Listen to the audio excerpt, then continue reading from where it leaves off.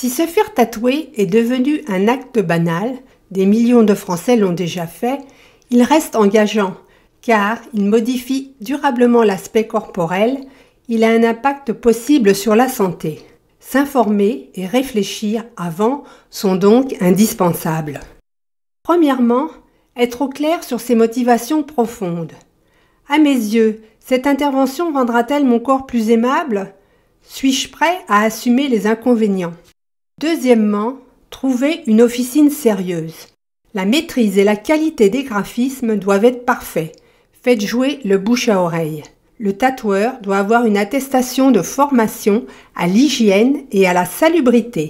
Il doit vous informer des contre-indications, maladies auto-immunes, eczéma, psoriasis, grossesse, allaitement et des risques à court terme, allergies et infections. Il doit vous alerter sur les zones du corps à éviter, grains de beauté par exemple. Il doit vous indiquer les mesures à prendre pour une bonne cicatrisation. Troisièmement, choisir son motif. Évitez de vous faire tatouer le prénom ou les initiales d'une personne que vous détesterez peut-être dans 10 ans. Rappelez-vous qu'esthétique et sobriété vont souvent de pair.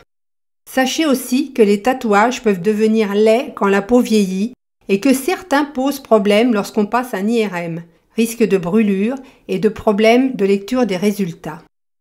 Quatrièmement, pensez qu'il y a des risques possibles à long terme et qu'il faudra beaucoup de temps pour les évaluer. Il a fallu des dizaines d'années pour faire le lien entre coups de soleil chez les enfants et cancer de la peau à l'âge adulte. Car que contiennent les encres? Des métaux lourds et des solvants.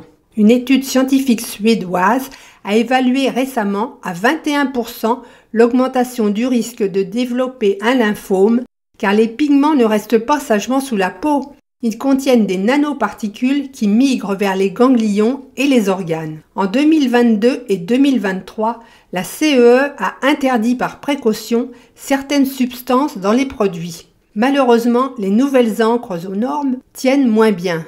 Donc les tatoueurs sont tentés de vous refiler leur vieux stock.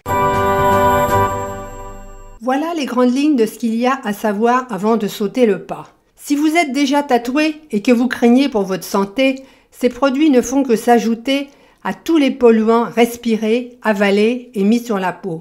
Heureusement, la nature est résiliente. Encore ne faut-il pas franchir la ligne rouge. Alors évitez d'en rajouter avec une mauvaise hygiène de vie.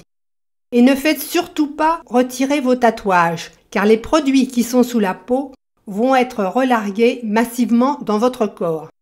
Dernier point, il existe des tatouages de reconstruction, notamment pour les femmes qui ont été opérées du cancer du sein.